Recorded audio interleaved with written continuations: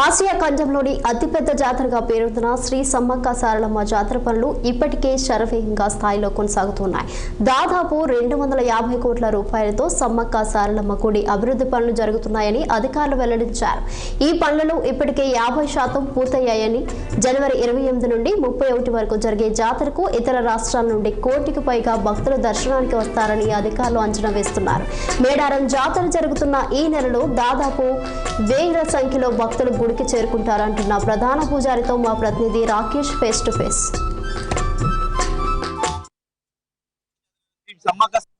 శ్రీ సమ్మక్క సారలమ్మ మేడారం జాతరలో ఇప్పుడు ఉన్నాము. మనతోటి ప్రధాన అర్చకులు రమేష్ గారు ఉన్నారు. వారి వివరణ మనం తెలుసుకుందాం. ఇప్పుడు ఇక్కడ ప్రతిష్ట ఎట్లా జరుగుతుంది, ఏంది అనేది జాతర గురించి ఎలా జరుగుతుంది మనం వివరణ ఇస్తారు అన్న, చెప్పండి. నా పేరు కొక్కెర రమేష్, మరి సమ్మక్క ప్రధాన పూజారి మేడారం. మరి ఆసియా ఖండంలో మరి కోయ జాతర అయినటువంటి శ్రీ సమ్మక్క సారలక్క మరో కొద్ది రోజుల్లో మన ముందుకు రాబోతుంది. మరి ఈరోజు చూసుకున్నట్లయితే గురువారం సమ్మక్క తల్లి దినం. కొన్ని వేల మంది భక్తులు సందర్శించారు. వాళ్ళ మొక్కులు తీర్చుకునే చాలా మంది భక్తులు రావడం జరిగింది. ఈరోజు ఈ సంవత్సరం 2026 జనవరి మరి 28, 29, 30, 31 ఈ 4 రోజు జరిగేటువంటి ఈ మహాజాతరలో మరి ఈసారి మన రాష్ట్ర ప్రభుత్వం అండ్ పూజారులు మన సంస్కృతి సాంప్రదాయ పరంగా మరి సమ్మక్క సారలమ్మ గోవిందరాజు పగిడిద్దరాజు అనేటువంటి గద్దెలు మరి ఒకే వరుస క్రమంలో ఉండేటువంటి ఈరోజు మనం చూస్తాము.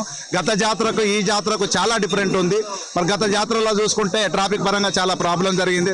దాన్ని దృష్టిలో ఉంచుకొని రాష్ట్ర ప్రభుత్వం ఇటు పూజారులందరూ కలిసి మరి 4 దేవతలు ఒకే వరుసలో ఉన్నట్లయితే అధిక సంఖ్యలో భక్తులు తాకిడి ఉంది కనుక వాళ్ళకి దర్శనాలు సజావుగా జరిగే విధంగా నిర్ణయం తీసుకోవడం జరిగింది. మన రాష్ట్ర ప్రభుత్వం కూడా 256 కోట్లు దీన్ని కేటాయించి మరి 100 ఏళ్ల చరిత్రలో రాతి కట్టడాలతో స్వయంగా మన రాష్ట్ర ముఖ్యమంత్రి రేవంత్ రెడ్డి గారే స్వయంగా దీన్ని సందర్శించి మరి 100 రోజుల ప్రాణకు 90 రోజులనే పూర్తి చేశారని హామీ ఇవ్వడం జరిగింది.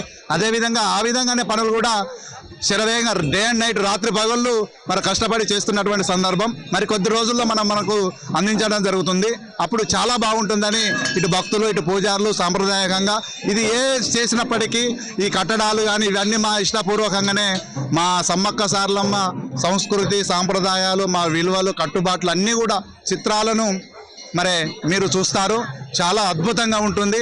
గత జాతరలో చూసుకుంటుంటే 1 కోటి పైగా భక్తులు ఉండే మరి ఈ జాతరలో మరి ఏదో గద్దెల మార్పు అనేది జరిగింది.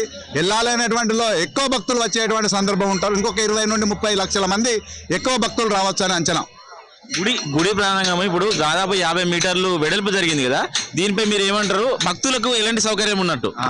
మరి గత జాతరలు చూసుకుంటే ఈ జాతరకు మరి ఒక ఎటు చూసినా 50 నుండి 60 మీటర్ల వరకు వెడల్పు వల్ల కొన్ని ఒకేసారి 10,000 మంది భక్తులు మరి దర్శించుకునేటువంటి సందర్భం. గత జాతరలో జర తొక్కిసలాట కొంచెం ఇబ్బందిగా ఫీల్ అయ్యారు.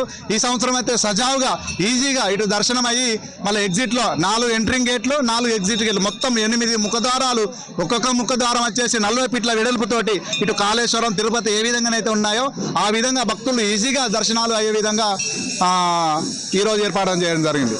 అంటే ఇప్పుడు ఈ గోత్రాలు అనేసి మన స్తంభాల మీద చూడొచ్చు. ఆ గోత్రాల వివరణ అంటే ఎలాంటి గోత్రాలు ఉంటాయి, దీనికి అసలు ఏంటి అసలు కారణం? సమ్మక్క సారలమ్మ పగిడిద్దరాజు గోవిందరాజు. మరి సమ్మక్కను చూసుకున్నట్లయితే 3వ గొట్టం, మరి సారలమ్మ 3వ గొట్టం 5వ గోత్రం, అలాగే పగిడిద్దరాజు 6, 4 అనేటువంటి మా కట్టుబాట్లు ఉంటాయి. అయ్యే విలువలను ఏ దేవులకైతే సంబంధించిన విగ్రహాలు పెట్టారో, స్తూపాలు పెట్టారో, ముఖద్వారాలు పెట్టారో వాటిలో మన ఆర్చిగేట్ల పైన ఆ దేవతకు సంబంధించినటువంటి సంస్కృతి కట్టుబాట్లు విలువలు మా యొక్క మూల స్తంభాలు ముద్రించడం జరిగింది.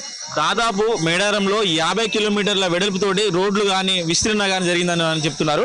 ఇంతవరకు ఎలాంటి పనులు ఉంటాయి, ఇప్పటివరకు ఎంతవరకు పని కావచ్చని మీకు అనుకుంటున్నారు? ఓకే, లాస్ట్ జాతరకు ఈ జాతర చూసుకున్నట్లయితే అన్ని వెడల్పు రోడ్లు 100 అంటే హైవే రోడ్లు మొత్తం కూడా డ్రైనేజ్ సిస్టమ్ బాగుంటుంది.